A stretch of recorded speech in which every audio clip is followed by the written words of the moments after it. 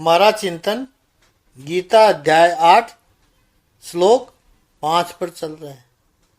प्रभु कह रहे हैं, जीवन के अंत में जो केवल मेरा स्मरण करते हुए शरीर का त्याग करता है वह तुरंत मेरे स्वभाव को प्राप्त करता है, उसमें रंच मात्र भी संदेह नहीं है। ऐसा प्रभु कह रहे हैं।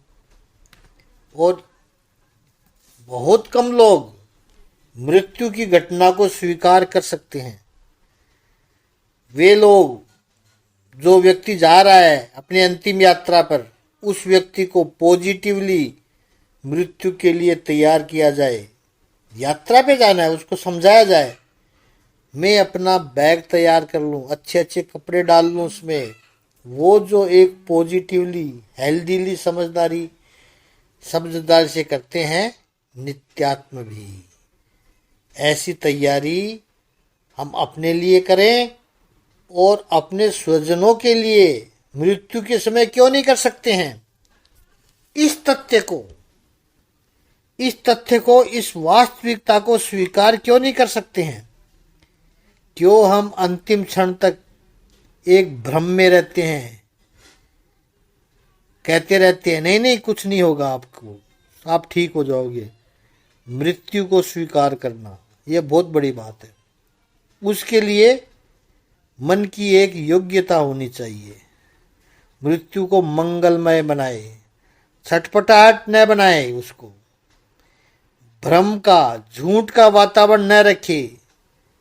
हमारे महापुरुष ऐसी परंपरा बना के गए थे कि अंतिम क्षणों में मुख में गंगा जल डाले, तुलसी का पत्ता रखे, ताकि उसको पता चले कि अब मेरे पास बहुत कम समय रह गया है, बस परमात्मा का स्मरण रखूं हर क्षण, तो मेरी आगे की यात्रा मंगलमय हो। जीवन के दरमियान प्रभु का स्मरण होगा तो ही अंतिम क्षणों में परमात्मा याद आएंगे। बहुत सीधी सी बात है कि दिन भर जो किया होगा वो रात में सोते समय याद आता है। तो जीवन भर जो किया होगा वो मृत्यु के वक्त याद आता है, ये वास्तविकता है। पर सबका याद नहीं आता है। जिसका हमें अनुभव होगा वही चीज, उसका स्मरण कभी होता ही नहीं है। जिसका हमने अनुभव नहीं किया, अनुभव किया है, उसी का स्मरण होगा। यदि परमात्मा का अनुभव होगा तो उसके लिए भाव जगेंगे, और तभी मद भाव है, जो भगवान श्री कृष्ण यहाँ कहते हैं, मद भाव है प्राप्त होगा। सब प्रयत्न यानी यह प्रियाति से मद भावम, मेरे स्वरूप को प्राप्त करेगा। किसी न किसी रूप में स्मरण करो प्रभु का, परमात्मा का। श्रीमद् भागवत में जो 6ठे स्कंद में अजामिल की कथा है। ब्राह्मण था लेकिन गलत मार्ग पर था। उसकी पत्नी संस्कारी थी, संतों की सेवा की उन्होंने।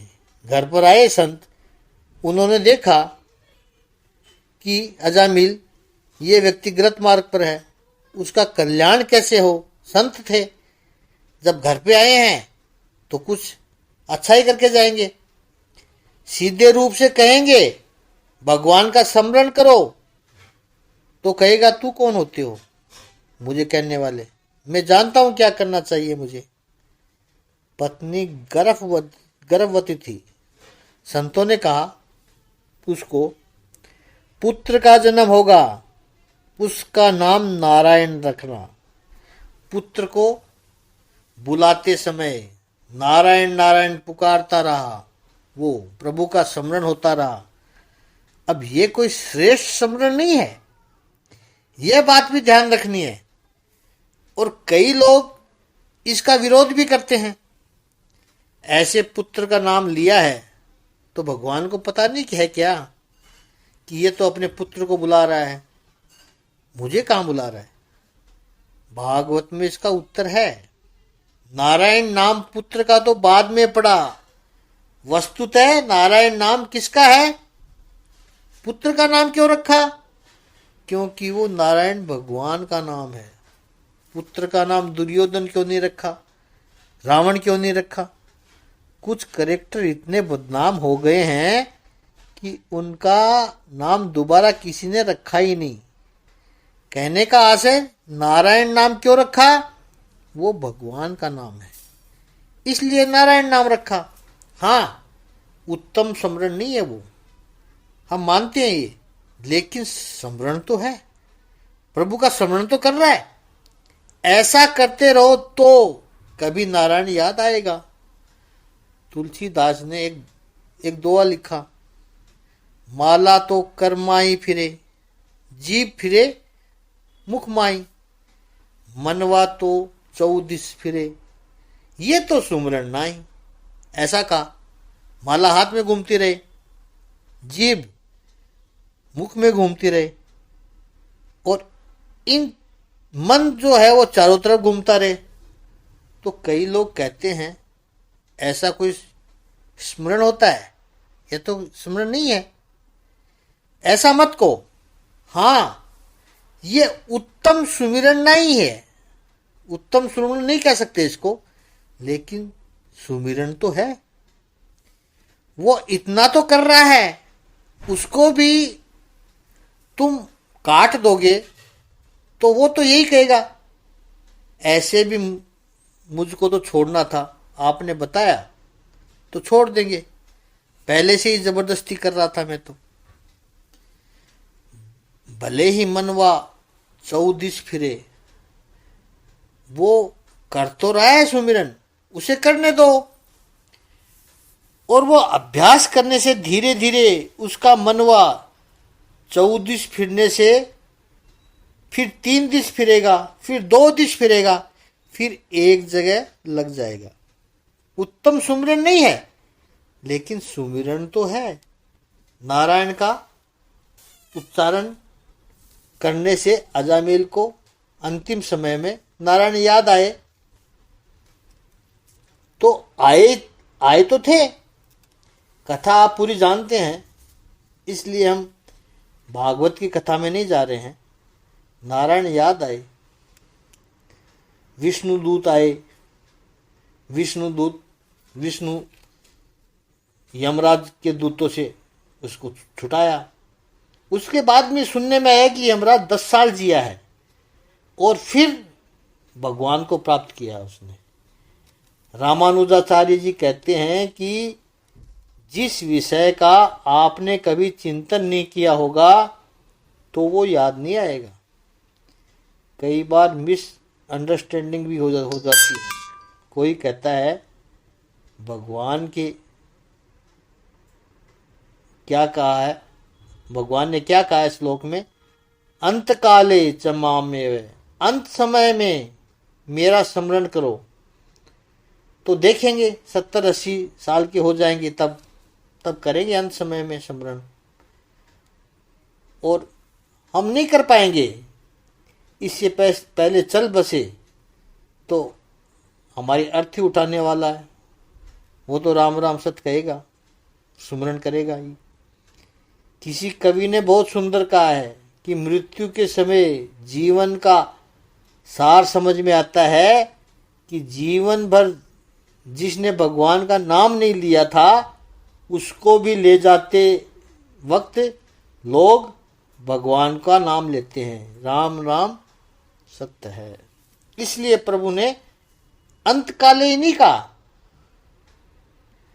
अंतकाले च, यानी अंतकाल में भी मेरा सुमरण करते हैं वो मेरे को पाते हैं। नहीं तो लोग यही कहेंगे कि अंतकाल आएगा तब करेंगे, लेकिन अंतकाल कब आएगा पता चलेगा? नहीं पता चलेगा। अगली सांस जीवन की अंतिम श्वास हो सकती है। तो अर्जुन ने पूछा था प्रयाण काल, और भगवान कह रहे हैं अंतकाल। इसका भी अर्थ है वस्तुतः प्रत्येक क्षण अंतकाल है, क्योंकि उस क्षण का अंत हो रहा है। किस अर्थ में? तो पहली बात, किसी न किसी का तो अंत हो रहा है। मृत्यु यानी अंतकाल जीवन की वास्तविकता है। वो सुंदर कैसे हो, मंगल कैसे हो। जैसे उदाहरण दे कि राधेलाल जी हमारे करेक्टर है, अपने जीवन में अंतिम क्षणों में थे। पत्नी पास में बैठी हुई है, अस्पताल में है, बड़ी वेदना हो रही थी राधेलाल जी को। पत्नी का हाथ हाथ में लेकर के राधेलाल जी ने कहा कि मुझे नहीं लगता कि अब मैं अधिक जी पाऊंगा। पत्नी ने कहा डॉक्टर भी यही कहते हैं। राधेलाल जी कहते हैं 4 दिन मुश्किल से निकलेंगे। पत्नी ने कहा तुम्हारे साथ 40 साल निकले हैं तो 4 दिन भी निकाल दूंगी। साहित्य में इसको ब्लैक ह्यूमर कहते हैं। राधेलाल जी ने कहा कि मेरी कुछ इच्छाएं हैं, पूरी करोगी। पत्नी कहती है बताओ, सोचूंगी। राधेलाल जी कहते हैं हमारा पुराना पहले वाला फ्लैट है, वो अभी रखा है, बेचा नहीं है। हम बड़े फ्लैट में आ गए थे, तो पुराने वाला घर है वो बड़े बेटे को दे देना। पत्नी कहती वो तो मैं छोटी बेटी को देने वाली हूं। राधेलाल जी कहते ठीक है, हमारी जो बैंक की फिक्स डिपॉजिट है वो छोटी बेटी को देना। पत्नी कहती नहीं, वो तो बड़े बेटे को देना है बिजनेस के लिए। अच्छा ठीक है, तो जो जेवर है, वो जो कुछ भी है अपने पास, वो बड़ी बहू को देना। पत्नी कहते नहीं, वो तो बड़ी बेटी को दूंगी। बड़ी बेटी का ब्याह हुआ था तब हमारी आर्थिक स्थिति इतनी अच्छी नहीं थी, तो उसको ज्यादा कुछ नहीं दे पाए थे उस वक्त, तो अब सारे जेवर उसी को दूंगी। राधेलाल जी जो भी कहे, पत्नी कहे उल्टा कुछ दूसरी कहे बात कहे, वैसे हाँ में हाँ भी ना मिलाए। राधेलाल जी ने कहा दुकान बड़े बेटे को देना, छोटे बेटे को कुछ नहीं देना है क्या? उसको बाजार से लेके आए हो तो दुकान तो छोटे बेटे को जाएगी। राधेलाल जी कहते सुन भगवान, अंतिम क्षण तो मेरे हैं। मर कौन रहा है, मैं या तू? जीवन भर तूने मेरी बात नहीं सुनी, अब तो सुन ले। कम से कम हाँ तो करती जा, ताकि मैं शांति से मर सकूं। कहने का आस है अंतिम क्षणों को सुंदर बनाना, मंगल बनाना है। हमारे यहाँ एक मान्यता है कि यदि तीर्थ स्थान में यदि मृत्यु हो तो मंगलकारी माना जाता है तीर्थ क्षेत्र में। क्यों? क्योंकि तीर्थ क्षेत्र में भगवत संबंधी वातावरण बना हुआ होता है, पवित्र नदी होती है, कोई पवित्र मंदिर होता है, वहाँ वर्षों से किसी ऋषि मुनि ने तपस्या की हुई होती है। जो लोग वहाँ आते हैं वो भी पवित्र भावना लेकर आते हैं, तो वहाँ का वातावरण, वहाँ की ओरा आभा पवित्र बनी हुई होती है। उस पवित्र ओरा में कोई प्राण त्याग करे तो मंगल है। या दूसरी दृष्टि से देखें तो जहाँ किसी महापुरुष ने तपस्या की हो वर्षों से, वहाँ आराधना की हो महापुरुष ने, और वो महापुरुष प्राण त्याग करे वहाँ पर, तो उसकी समाधि बन जाती है। उस समाधि के दर्शन करने के लिए लोग जाते हैं। क्यों? क्योंकि यहाँ पर किसी महापुरुष ने मंगल रूप से मृत्यु को स्वीकार किया है, अपने जीवन को धन्य बनाया है। वो जो ऊर्जा अनुभव में आती है, मंगल बने अंतकाल। और इसी अर्थ में जब अंतिम क्षणों में परमात्मा का स्मरण होता है, मुंडको उपनिषद कहता है कि ब्रह्म को जानने वाला ब्रह्म ही बन जाता है। और मधुसूदन सरस्वती जी इस श्लोक की व्याख्या करते हुए कहते हैं कि यहाँ भगवान ने क्या कहा है, स्मरण मुक्त्वा कलेवरम, कलेवर को छोड़ता है, शरीर को छोड़ता है। इससे भगवान ने इस शरीर और जीवात्मा की भिन्नता बताई है। हम शरीर नहीं हैं। घर छोड़कर हम निकले हैं या घर में रहते हैं, हम घर नहीं है, ये आत्मा का घर है। इसलिए तो हम छोड़कर जब निकलते हैं तो मुक्त्वा कलेवरम, कलेवर को छोड़ना है। और शरीर को छोड़कर आता कहाँ है? मद्भावम, कहा है प्रभु ने। कहा अपना असली स्थान है, वो परमात्मा से अभिन्न है, वो मेरा है। मद्भावम एवं याति, मेरे पास ही आता है। तो प्रयाण काल तो जन्म मृत्यु का आवागमन है और अंत काल मुक्ति का द्वार है। ये आवागमन से छूटने की बात है। रामायण में बहुत सुंदर प्रसंग है। लंका की रणभूमि में युद्ध हुआ, युद्ध पूरा हो गया, रावण का वध हुआ। इंद्र ने पुष्पक विमान भेजा है, उसमें बैठकर भगवान रामचंद्र जी अब लंका से अयोध्या प्रस्थान करते हैं। माँ सीता जी भी साथ में है। वहां पर अमृत वर्षा की गई है। तो भगवान श्री रामचंद्र जी की सेना थी, रीछ भालू बंदर, वो सब जीवित हो गए। लेकिन रावण की जो सेना थी, राक्षस थे, वे जीवित नहीं हुए।